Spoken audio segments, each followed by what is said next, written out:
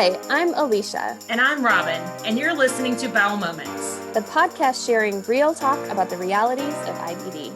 Served on the rocks. This week, we talked to Dr. Jeanne Tung. Dr. Tung is the director of the Center for Pediatric Inflammatory Bowel Disease at OU Health in Oklahoma City, Oklahoma. We talked to her about her special interest in transitioning and transferring care from pediatric to adult IBD. We talked to her about Improve Care Now, which is a collaborative community for patients, parents, healthcare providers, and researchers to improve pediatric IBD care. And we talked to her about helicopter parents. Cheers. Hi, everybody. Welcome to Bowel Moments. This is Robin. Hey guys, this is Alicia, and as usual, we are very excited to welcome our guest. We are delighted to have Dr. Jeanne Tung, who is the director of the IBD Center at OU Medicine, and we are just so excited to have you, Dr. Tung. You have been on our, again, short list of guests to bring in, and we haven't been able to coordinate schedules, so welcome. Thank you, ladies. It is absolutely so good to actually get to hang out with you guys again. We are going to start out with a very unacademic question of what are you drinking? So unfortunately, I'm not drinking right now because I am in my office and I'll be talking to some patients after we're done. But as much as I am a foodie, I don't know that I could pick one thing to drink, but I have a feeling you guys don't. Do you know anything about the pisco sours? I've heard of them, but I don't think I've had one. So I love to travel and I love to eat wherever I go. And one of the drinks I got exposed to was the pisco sour. And both Chile and Peru claim it to be their national drink. So they have a slight rivalry about it. And so the pisco is like a local brandy and it's got some lime juice in it. And it also has a little bit of beaten egg white on top, which is really interesting. There's no flavor to it. It's just that texture thing on top. So it's fairly light.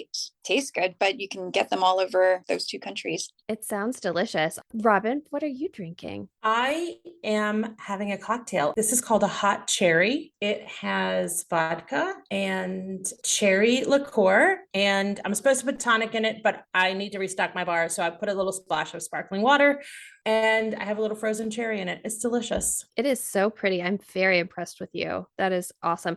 Robin recently found her cocktail books as well. So she was showing me that she's got all these fancy cocktail books. So I expect great things from you, Robin. Yes.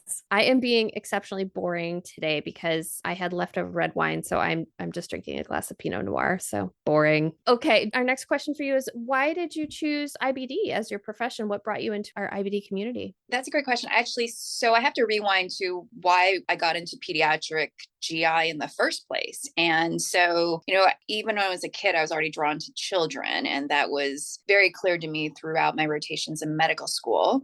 And then during pediatric residency, it was a little bit of what was I drawn to? What was I not drawn to? And I realized that I liked not just working with one age group, i.e. like the NICU. I wanted to work with all ages. I liked both working with kids that are generally healthy, for instance, having, pretty healthy, but happen to have reflux, or pretty healthy and happen to have constipation. But if I hadn't done PhDI, I was strongly thinking just doing general pediatrics because I could have the family sort of grow with me. I could see a kid develop over time. So while it's very, very unfortunate, of course, to have a chronic disease, I still kind of get to know kids and see them develop over time. And then I'm sure other GIs have said the same thing, but it's kind of cool to also do something with your hands, have some procedures to do. So I wasn't necessarily going to be a surgeon per se. I had no interest in standing in the OR for 6 hours at a time. But at the same time, I think, the endoscopy world's really fascinating that we can, still see things with a camera, take some biopsies. And then those of us that want to pursue even more sophisticated techniques beyond that can do that as well. Because, there's things that we do now that it would have just been the surgeon back in the day, even just removing polyps. So that part I think is just really fascinating and cool. And, at the same time, it's, I think it'll be interesting for us as technology continues to develop because you have these pill cameras now that we can look inside. And, these iPhones, some of our iPhones are, believe it or not, faster than some of the cameras that we're using now. So it's kind of interesting how things are going to develop. And it's going to be probably not a lot longer that some of these pill cameras, we can actually control like little mini drones. So it's pretty cool all along those aspects. So, and of course, just the science in terms of the medications as we develop them. So with respect to IBD, I actually have Dr. Bill Fabian to thank for that. I did my fellowship at the Mayo Clinic, and within my first month there, he had just returned from doing advanced research, actually at Boston Children's, doing more advanced work in immunology and IBD. And he was looking for a trainee to start working with him and helping him out on some research. And so he approached me and said, would you want to do some IBD and work in my lab? And I actually knew from prior experience that I had worked in a lab and didn't necessarily want to pursue that as a career, but I was interested in hearing about IBD and what that meant. And so he had me do, literally it was like the pediatric version of what he had done was a fellow. So as a fellow, he looked into what would happen with patients that had steroids in their first year with ulcerative colitis and Crohn's disease. And he unfortunately demonstrated that, those that needed steroids often were either dependent on steroids at the end of a year or even had surgery at the end of the year. So he asked me to do the pediatric version with the Olmsted Medical Database. And we basically showed similar results. So that's how he got me into it. And then from there, Mayo has some wonderful people that I know you guys know of and are slowly bringing onto the podcast. And so I first started with not just Dr. Fabian, but Dr. Sanborn while he was there for a long time, Dr. Ed Loftus. And then later on, Dr. Susie Kane became one of my mentors and friends as it is as well. So it's been great. Yeah, IBD is really fascinating. So I would imagine all the reasons that you gravitated towards GI and these families is, really a lot of that falls in there. It's just a really interesting disease, but you do essentially become the primary care physician for a lot of these families. I know Robin has talked about her GI as her primary care doctor. That's the first person she calls. So you get a little bit of that primary care, but you get something that's a little more procedural and interesting. So that makes sense. Yeah, it's absolutely right. Because there are times I actually have to push my families and say, I need you to call your primary, or I need a strong primary, because while IBD, and we can speak to that, is, IBD affects so many parts of the body, your joints, your skin, your eyes, but sometimes the drugs may also cause side effects. So they do want to call us first just to make sure. But every once in a while, I'm like, no, this probably isn't related to either. And so I need you to see your primary, because I'm not necessarily going to even treat your pneumonia. So it's something as basic as that. But to your point, I've actually, given a lecture for vaccines to my trainees and say, listen, we see them several times a year. They may not see their primary care physician unless they're an athlete for their sports physical. They may only see as a teenager 3 times in their entire teenage years, for all we know. And so we're part of health maintenance. And so I, even as a junior faculty, I really started pushing to make sure that they were getting their vaccinations. And I still try to put in our little checklists. And that was pre-flu shot, pre-COVID, just their regular teenage vaccinations are something I definitely believe in. So you in particular have a special interest in transitioning. So,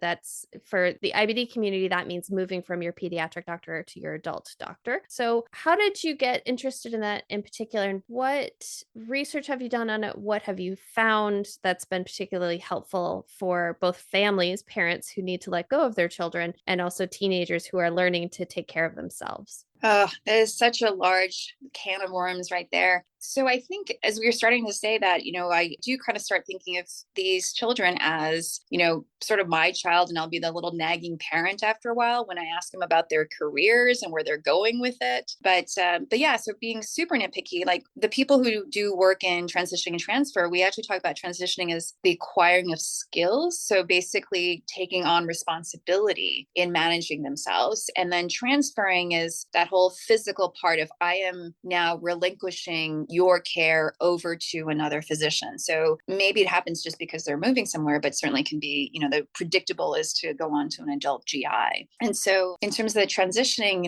there are some NASP, again, our National North American Pediatric GI Society had put out a great checklist years ago, frankly. And it wasn't something that they call like research and validated, but it was a great checklist that started off as just the basics is, can you even say the name of your drugs? Do you know which type of IBD you have. And unfortunately, it actually is still kind of concerning where people don't actually know which type of IBD they have.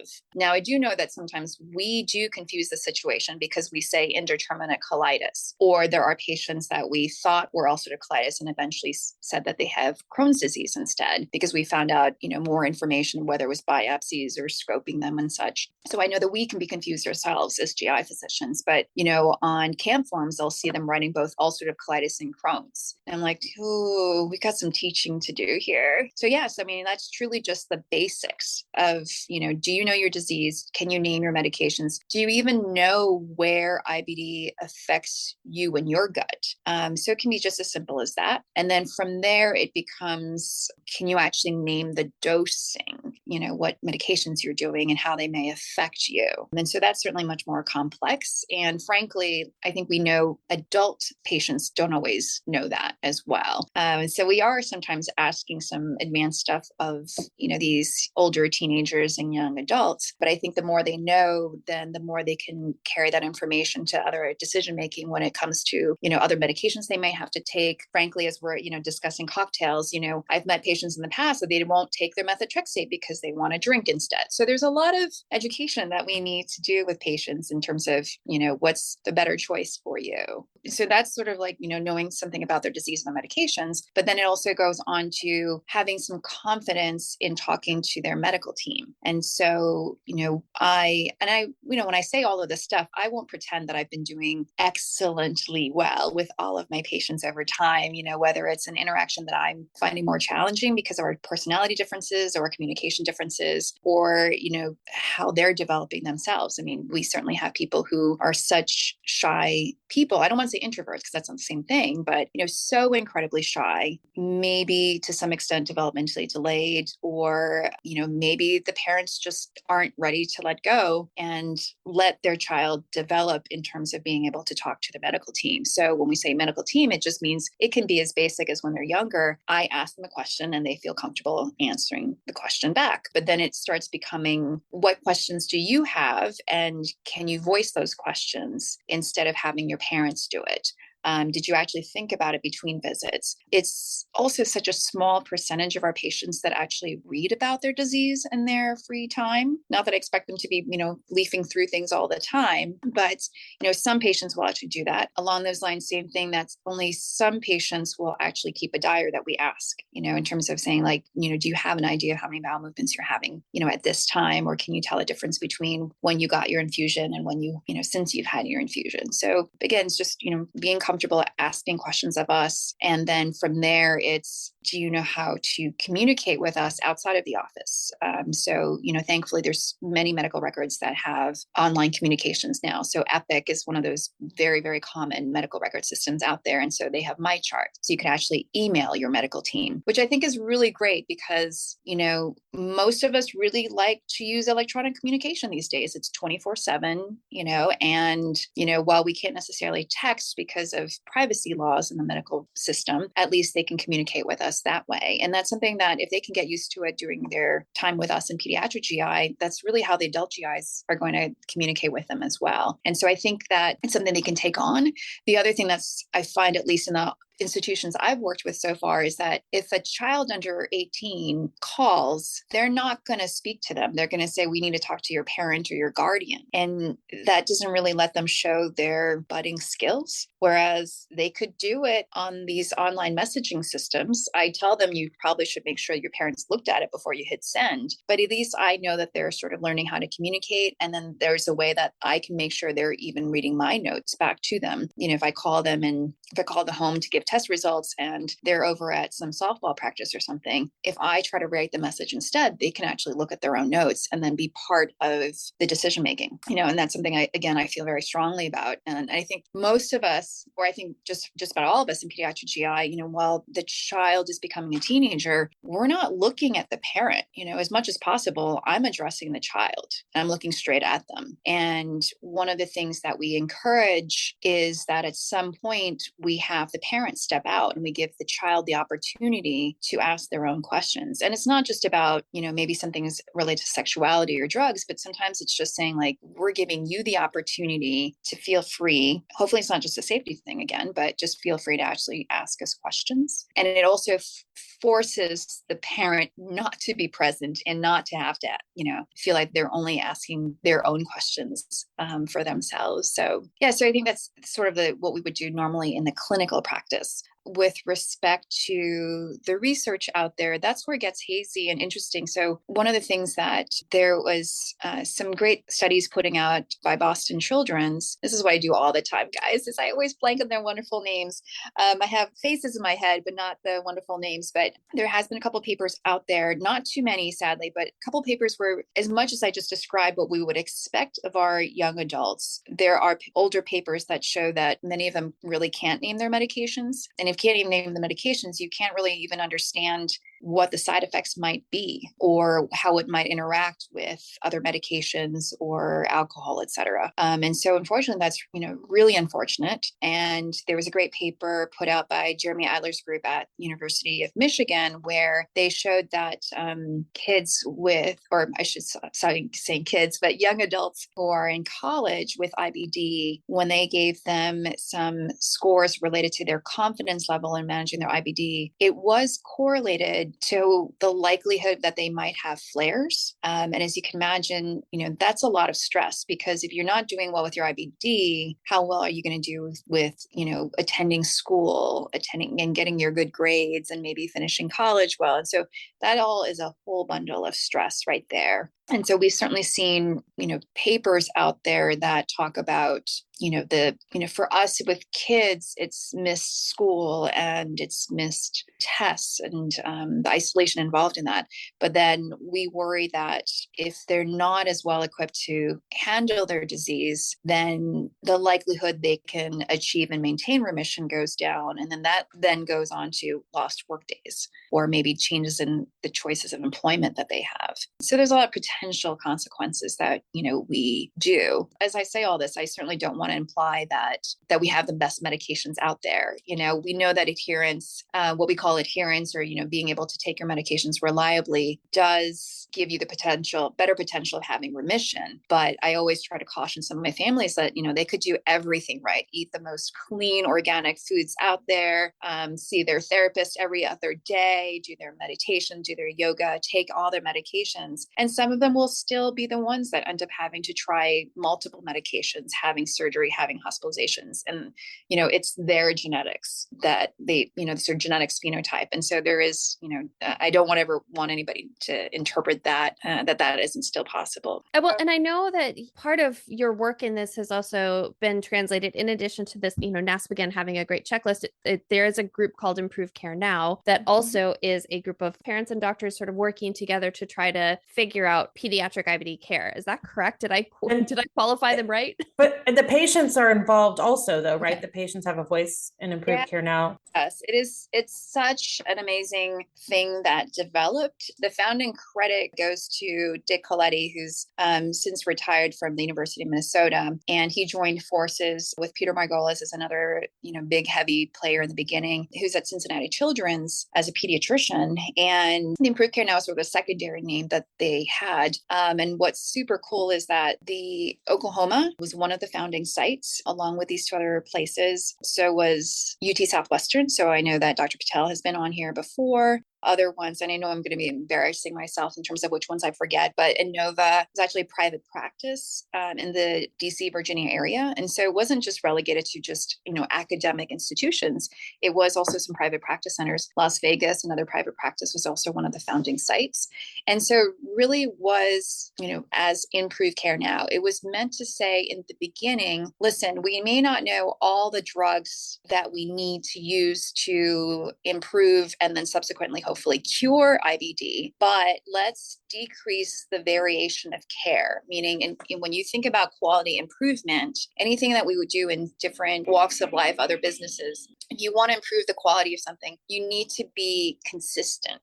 do something consistently as possible, and you should have some criteria. And so they developed model care guidelines and some benchmarks. And so currently they want to try and say that, more than 83% of your population is in remission at any given time. They want to try and reduce how many people are on steroids. And so they created, again, guidelines and for pediatrics, what we're focusing on is, how many people are in remission, how many people are still on steroids, who's growing appropriately, whose weight is appropriate, and have we been seeing them in a timely fashion, meaning at about 200 days or translate into about 6 months or so. And so those were just very, very basic metrics. This isn't asking a lot, quite frankly. But when you think about it, most places don't even know how many IBD patients they have because they don't usually collect a registry. You kind of see your patients as they're coming in and you ask them to come back in X number of weeks or months, and you hope that they do, but you're not necessarily keeping track of them. And even if you kind of keep track, depending on how you do your notes, you may not really be seeing the whole arc of how they've been doing or when they were last on steroids. And even though we always do heights and weights at clinic visits, that doesn't necessarily mean that you're fully paying attention to how they're, growing and doing, quite frankly. So those were honestly the very, very basic metrics. And one of the wonderful mottos that they have is to share seamlessly and steal shamelessly. So if something is working for your site, feel free to share it with others and, take those ideas, modify it for yourself and see what works in your group. The other cool thing that Improved Care now does is that they hold workshops in learning QI techniques, very, very basic things of, if you have an idea, you think that something needs to work out, first record what your baseline is, develop some ideas, figure out in your team who's responsible for doing what your metric is, measure it out for what they call a test of change. This is a QI term, and then analyze how it went. And then you either adapt it, see if you needed to make some tweaks and test it back out again. Maybe it's so horrible an idea or it doesn't work in your process at this time, based on your resources or whatever else. And so you might abandon it. Or maybe it's so good right off the bat that you go ahead and just adopt it into your practice. And so those are just very basic QI techniques.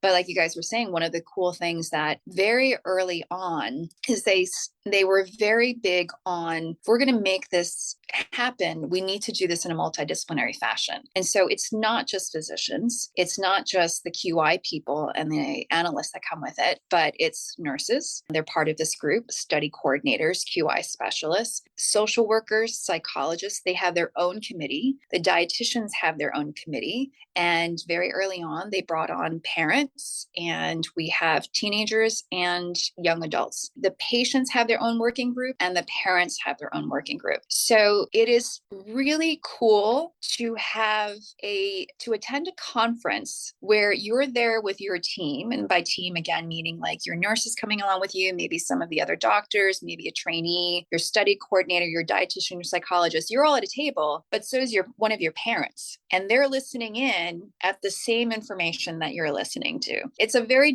interesting dynamic that comes out of that. But what's great about having these parents is that the institutions that have a parent involved, the parent can then advise from their perspective how we can improve things.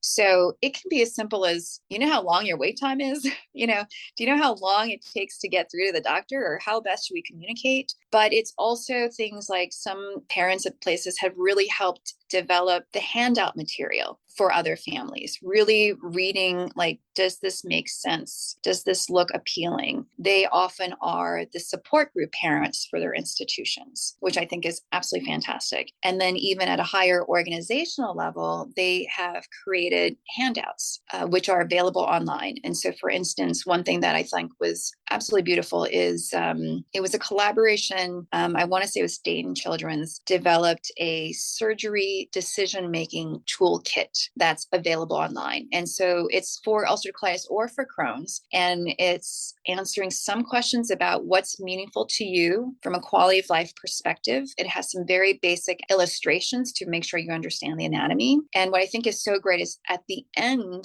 of these questions, your choices include, I want to see a surgeon, I want to see a psychologist, or I want a second opinion. And I think all of those are absolutely valid and could differ for each person, but that's something that's completely available online. The other handout that I use extensively really going back to this transitioning thing is the young adults develop their own transfer toolkit. For those that love good design and graphic arts design, it is a work of art. Several young adults have pictures of themselves with little bubbles talking about quotes from themselves and how they felt approaching the idea and going through the process of seeing an adult GI physician. There's one page that just talks about basic definitions of their labs. There's one page that talks about health maintenance, like we were talking about, steroids, but also talks about, making sure that maybe they needed an eye exam, maybe they needed a bone scan. It has some basic concepts of insurance terms, and it has some wonderful questions that say, bring these questions with you to your adult GI appointment and ask them. And it comes down to things like, how should I communicate with you? What are the members of your team? So I think it's a wonderful, pretty short document, and it's downloadable as a PDF. And I haven't seen the absolute latest, but we have versions that we give out in our clinic all the time. And I think our version still has a QR code that you can actually give them feedback if they ever want to end up tweaking a different version of it. But yeah, it's absolutely great. There's other documents that Improve Care Now have put out are related to diet, body image. The dietitians have put something out. Of course, the psychologists have put out various things as well. And so there's just so much power to having such a large organization doing this. It's well over 100 organizations at this point, and they cover outside countries as well as, so we've got the United Kingdom, Belgium, Qatar. I think there's some newer ones that I've forgotten. But one thing that they also get to brag is that many of the top 50 children's hospitals in the US are part of this organization. So it's something that's I'm very proud to be part of. And I learned so much from all the other institutions, but definitely the parents and the young adults that are part of this really, really contribute. And they do QI projects, and they've even been part of research studies that we do. I love that. I love that it's this huge collaboration amongst patients and parents. I love the idea of the institutions, like you said, shamelessly taking Stealing from each other. Yeah. I mean, I really love that. I think that is the way we improve. And I think we need to all be in this together. Yeah, I think, truly, for the younger trainees that might listen to this, I even owe my CV to this because, Improve Care Now has done larger multi-center retrospective studies. They've produced papers where we've looked backwards at our own institutions and the larger database. As you can imagine, I should have said too that, with all the institutions that are part of this, there's so many children that have been enrolled as part of Improve Care Now. When we enroll them into this, anytime we see them in clinic, or if we happen to know that they have had a hospitalization related to IBD, that information gets entered into a database. So they don't have to have additional visits like you might do in a clinical trial, but we enter that data and we can look backwards, not just in terms of metrics as to how we're doing. So I can pull down at any time I want an audit of our institution's list of IBD patients. And I can say, okay, this percentage are in remission, this percentage are still on steroids. And I can either, if it's my own patient, I can say, okay, let me look back at the chart. Oh, shoot, Johnny was supposed to have been off his steroids by now. I'm not sure if he is or isn't. So let's call them back. You know what? This person is still stuck on steroids. Let me notify their provider and say, hey, I noticed that they've been on steroids for this long. You might want to consider changing their therapy. Or this person is still not in remission, and I'm not so sure it's their disease that's challenging. Maybe we need to look into, are they having a hard time taking that medication? Is there something else going on? And so from that aspect, it's really the psychologist or the therapist, whatever therapist they have access to, needs to do that. Or if they're not growing well, hey, if you have a dietitian, you might want to have a dietitian, check in with them. If you have dietitians that are experienced in some of the diet therapies, make sure that they're talking with them as well. And so, so that's just the basic audit from Improve Care Now. But the other research stuff that I was alluding to is, I've been co-author on some papers where we might need to find out more information about, the medications that we're all using across this collaboration, like which drugs are we really using more over time, how many patients seem to be in remission. There are studies that we're even looking into how race and ethnicity might be playing a role. And one of the fascinating things that actually triggered more in-depth research that we're trying to do right now is that Improved Care Now had sort of marked insurance before, but they marked it as private versus public. And just a few years ago, they finally separated out our remission rates over time based by insurance. And lo and behold, there are distinct separate lines based on insurance. That actually doesn't necessarily surprise you, but we may not know exactly what that all means, right? And so I was actually just meeting with my fellow this afternoon, and I warned him that this is going to be heavy duty, and I don't know what we're going to find. But what was very interesting for us in the state of Oklahoma is that we don't have just public versus private insurance. But by the way, ours is even a higher percentage of public insurance than probably the larger collaboration. But we also have something called Indian Health as insurance, right? And that's not in every state. It was something that was not familiar with me when I was in residency in Philadelphia and when I was in fellowship in Minnesota. But we have something called Indian Health, and I was curious to see if that might play a role. We also happen to have every branch of the military in our state. So we have TRICARE. So we have military insurance as well. I don't know that will play any sort of role. The other thing that I'm fascinated, but I already know in my heart that we're not going to really be able to tease it out in a statistically meaningful way, but we have something called MetaShare is a quick way to say it. And these are church-based organizations. And one of the difficulties that I've seen so far in the small handful of patients that we have on that is they do seem to pay for hospitalizations and procedures and visits, but their coverage of medications is very different. They may not cover them at all, or they may actually give some time limit or number limit. And, that doesn't necessarily make intuitive sense when we're talking about a chronic disease, but that is, what's been offered to some of our families. And so it's something that, is definitely interesting for me from an insurance perspective. And so we're looking into that. We'll also look into race and ethnicity, of course, to see if we can tell a difference. And one super cool thing, and again, it's always interesting to learn what experts you have in your own backyard, but we have people who can do information related to geography and where people live. I have a statistician that can tell us what the median income based on somebody's address is, as well as the average educational level or access to care, which of course is very, really makes a lot of sense because, we're in a situation now where people can't afford to drive very far thanks to gas money. And so that really plays a role into how well they can keep their appointments or maybe drive to the infusion center. And we're in a state where we don't necessarily have the strongest Wi-Fi everywhere. And so, virtual appointments are great in theory, but if you can't really make your appointment, we can't make them see them very well, hear them very well, everything's cutting out and freezing. That's not really great medical care either. So I think it's just very interesting. And that's something that's been very, it has been different in my phase of career now being in Oklahoma as opposed to when I was in Minnesota. That's super interesting to think about the differences in even insurance and what that could lead. When you said that, both Robin and I freaked out. We had a minute where we're like, that's so interesting. Now we want to hear about the statistics that you found.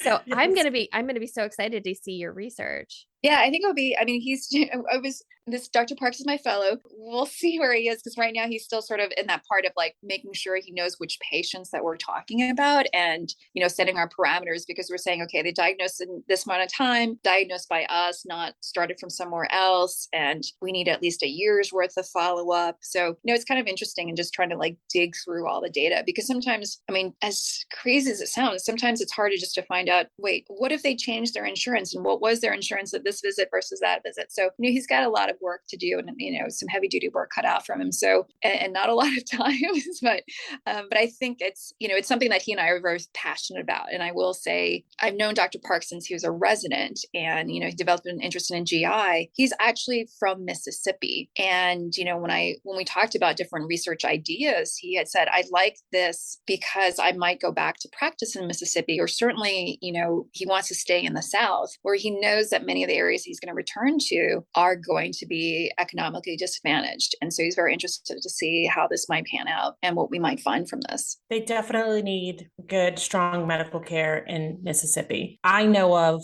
like 2 GI practices, right, in Mississippi that specialize in IBD. And one of them is at University Medical Center in Jackson, and one is a private practice, Gastro Associates. And that's the only 2 places in Mississippi that I know of that have like specific IBD care or IBD specialists that treat IBD. So they definitely need care. And even before you came to Oklahoma, was there a pediatric IBD specialist in Oklahoma? I don't think that there was before you. Well, it depends on sort of how you define it, because I mean, I would make a case that you don't necessarily have to do like a ton of research in IBD to be, having a good interest in IBD, right. But, Oklahoma was part of Improved Care Now because of my predecessor, Dr. Bruno. So he was the section chief for a long time, and he took on an interest in IBD. And so, he had the bulk of the patients when I first arrived. And so I think he did great by them. And, because of Improved Care Now, even, you don't have to be the beauty of Improved Care Now is you don't have to be the absolute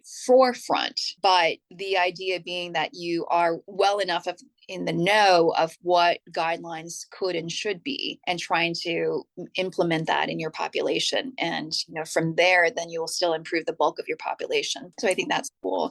But no, I think the other part that has been really striking to me is, again, when we're talking about, a state that has overall lower resources. So I do talk about politics. I think you have to with healthcare, but we happen to be in a state that did not choose to expand Medicaid. Interestingly, for us in Oklahoma, you can actually submit bills that could be, or laws that can be passed by the populace during an election period. And so the population did vote to expand Medicaid a few years ago, but our governor is trying to privatize it, this expansion. So things have not completely been implemented at this time. And where that comes into being interesting for me is that, I just said that a larger percentage of our patients are on public insurance, but public insurance stops at 19 years of age. Now with COVID, it's expanded a little bit further, but the criteria to qualify for pediatric Medicaid is not the same as adult.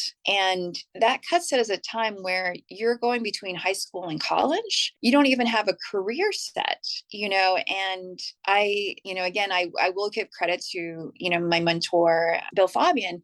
So, even as a fellow and junior faculty, we were frequently asking what their career choices were, because we want you to go into a career that's going to provide steady, good insurance. And so on the one hand, I want all children to do what they love. But in practicality, there are many industries out there, the restaurant industry, the beauty industry, mechanics, electricians, plumbing. You don't automatically get insurance through your employer, or you are working for yourself. And as much as the Affordable Care Act was a great idea, trying to buy your own insurance on the market is still incredibly expensive for, the people making some of these ranges in salary. And so the last thing we ever want is for people to have to choose between, shelter and food and utilities over their drugs, right? And so that's something that I worry about that a lot for some of our patients, from the kinds of decision making that they are having to go through with or without some guidance, is something that we try to do our best. And so, it's something that has definitely caused me some sleepless nights here and there, where I'm already worried about trying to get their disease under control and trying to pick the best medications for them. But, really hoping that at the same time, they are able to think about where they want to go career-wise, and if they still choose one of these other careers, that there's still some place that they could go as a company that might still offer them insurance. And that's not always possible. So, and it's interesting for me because I'm still learning these things, right? As to, I can't make blanket statements that no hair salon ever covers insurance. That's not entirely true. Or, there may be some car dealerships or mechanic shops that might actually cover insurance, but it's something that I have to try to learn about. And it's been interesting trying to understand resources and guide people there. I kind of want to go back to the improved care now a little bit when you first brought it up, because I'm very interested about the parents that are a part of improved care now. And do you feel like it helps them to help their children transition if they're a part of that improved care now? Or I guess I'm asking about helicopter parents, because as a person with a chronic illness and the parent of a person that also has a chronic illness, like I want her to be able to take care of herself. I want her to be independent. I want her to be able to advocate for herself medically. Like I want all of those things for her because I want her to be able to navigate it. But we all know, I mean, it's very hard for a parent to be able to allow their child to take care of themselves. So from your perspective, as a person that treats children with chronic illness, do you find that improved care now helps parents understand that? Or is it just like helicopters buzzing all over your office? I think you ask a really great question. I think the hardest part in research, we talk about selection bias, right? And I think that's what happens in improved care now. We have the engaged families is what we call them, right? They not only are trying to, they're the model, in theory, they're the model families. They have read the stuff ahead of time. They thought through things. They don't miss appointments. They're not going to miss medications. And not only that, they're so engaged that they're taking time out of their lives to help their institutions and travel to a conference, And so I think that's a very select elite group right there. And then if the children and young adults are coming, again, that's a major time commitment. So I think it's different from that perspective. I remember one of the families that I had in Minnesota, she had mentioned to me, it's like, it boggles my mind that this isn't the norm. Like what I do is not the norm, So I think this is a group of people that do want to absorb information and find different ways. One of the things that I think, as much as I try to help the kids, and my personality is still to be fairly blunt with kids. I don't want to say that it's a rude thing, but I do, try to really share information for those that are not developmentally delayed, not having, significant mental health issues. That's, different. But I do want to, really make them understand, or try to make them understand where I'm coming from, what I'm worried about, and, help, try to engage them into some decision making. Now, to be honest, though, as human beings, and especially as teenagers, they may not feel comfortable sharing all the information. There may not necessarily a hidden agenda, but maybe they don't always feel comfortable with me or other providers, at that moment, or have to think more about it. I think there's also something to human nature that we sometimes need to fail or get worse before we start making changes. And so one thing I've noticed, and this is certainly not to take away from any of the young adults from Improved Care Now. And by the way, at every conference that we have, and we have one coming up, there's always a speech given by one of the young adults. There's always a speech given by a parent. And it really helps remind us why we're doing all of this and remotivates us each time. It's just amazing. But one of the themes that I sometimes hear coming from the young adults that talk is that they weren't necessarily adherent or gung-ho about things or talking to their team. It sometimes did take the hospitalization or the surgery or, some low moment for them to start rising again. I think that's human nature, though. I think a lot of us, in different aspects of our lives, it takes us a while for us to be able to be ready to make the change and find the tools maybe to make the change. So I think there's some of that. I think the best thing that I would say, for the helicopter parents is that we all need to be able to make a mistake and then try to solve it. And I think the best time, going back to this whole transitioning idea, is the best time is while they're still under your house, under your roof, right? Or at least having some of those mistakes. And so, because if you're doing it for them the entire time that they're at home with you, once they're in college or out on their jobs, living on their own, they've not really gone through the steps of how to do it properly or how to adapt to changes in circumstances. And so that's when it can become more critical, because they just haven't had those chances at that time. Or, it's funny because I always laugh when I'm trying to do these medical things these days, when you're like, you end up thinking about your own circumstances and what you've learned yourself is,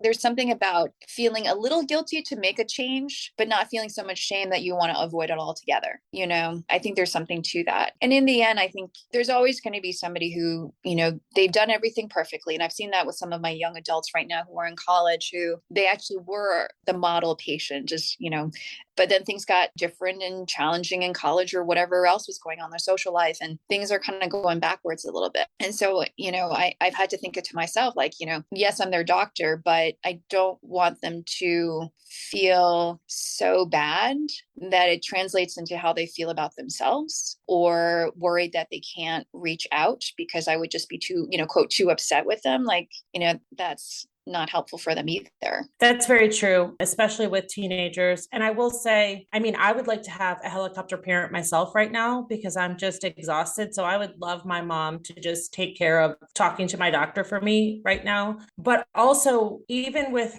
my adult daughters, even though I did encourage them to advocate for themselves and make their own decisions, they still would call me and say, Mom, will you just call and make this appointment for me? I'm like, yes, I will. But you realize your doctor will not talk to me, right? I have to remind them that like, you're an adult now and they will only talk to you, not to me. So you're still going to be involved, moms out there. They're still going to call you and ask you to try to take care of their medical care, even if they know how to do it. No worries. I think that falls into the category where it would be like, I would love a housekeeper or a secretary. I think it's a little bit more of that, but that reminds me too, is that in some ways the improved care now actually keeps me humble because I'm reminded of or I'm more brought to light about different aspects of people's lives that we're not appreciating. And so, for instance, within improved care now, I alluded to that we have several different committees. So I belong to, surprise, surprise, the transition/transfer committee. And one of the early meetings that a parent had there was, one of the requests that they had is we were partial, I'll say, in terms of honoring it, was as part of this transfer thing, they're worried about how do we even pick an adult GI, and they feel like they would be lost. Now, thanks to NASPGHAN and Improved Care Now and, the IBD Society at large, it's probably 2 degrees of separation, to find somebody wherever they're going off to college or, give some advice about some potentially good people, right? So that was something that, they brought up. But they also brought up what you just said about taking the time to do things. And so I would want them to I expect them to call the medical office. I expect them to figure out how to call their pharmacy. But dear gosh, to fight and stay on the phone with your insurance company, it drives me batty to waste 20 to 60 minutes on hold. That's what we have staff for. And, one of the parents said that she's like, my child's supposed to be attending their college classes. It's hard to find the time during business hours to be sitting on the phone and then negotiating with your insurance company and your benefits and, all of that stuff. And so that was kind of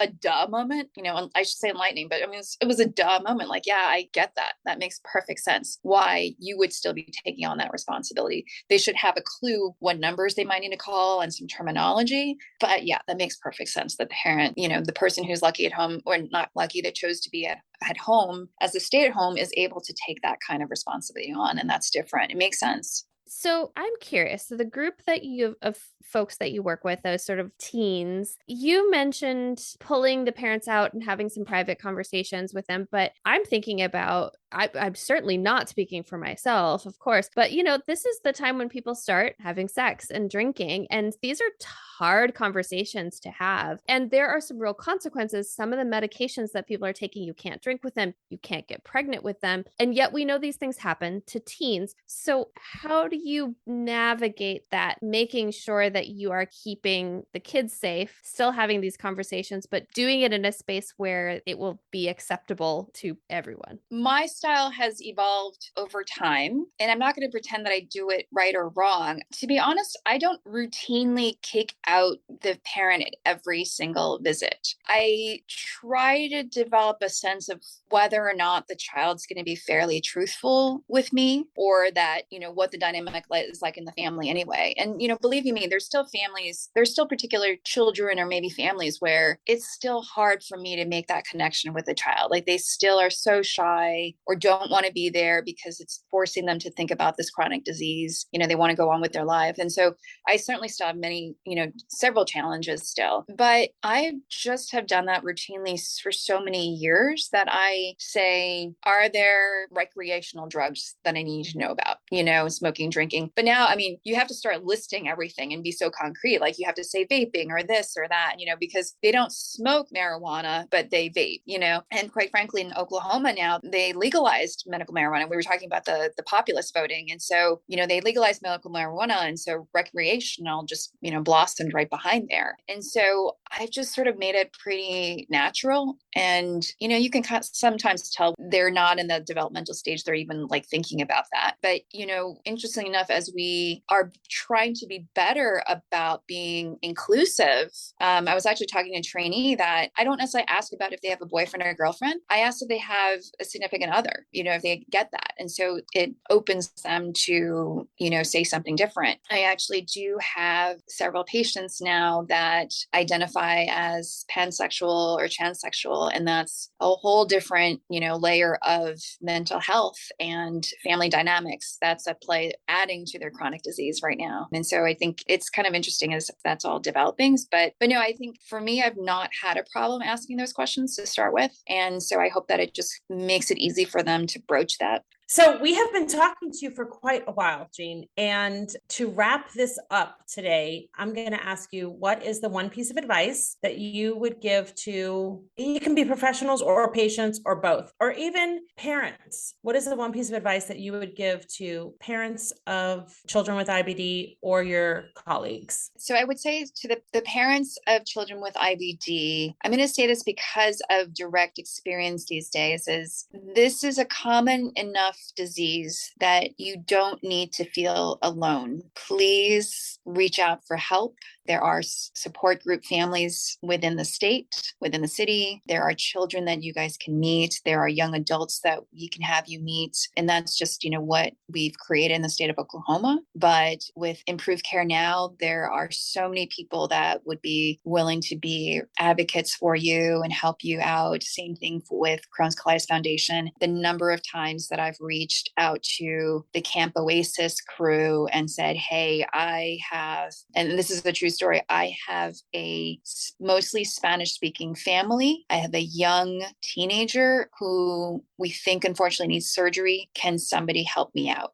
And somebody did. And this family was so grateful that they even went to visit them in Texas over the summer. So don't feel like you're alone in this. Don't feel like you only need to stay within your community. Reach out to us. There's so much help that we can help with. That's such a lovely story. And yes, I love that so much. And you're absolutely correct. We have such a great community around us that can be super helpful. Well, Dr. Tung, it was such a pleasure to have you on. And I'm sad that you don't have a drink, because we are saying cheers to you for joining us. And cheers to the rest of our community for joining us as well. So thanks so much for joining us for Bowel Moments. Hi, this is Dr. Jeanne Tung. If you enjoyed this episode, please rate, review, and share with your friends.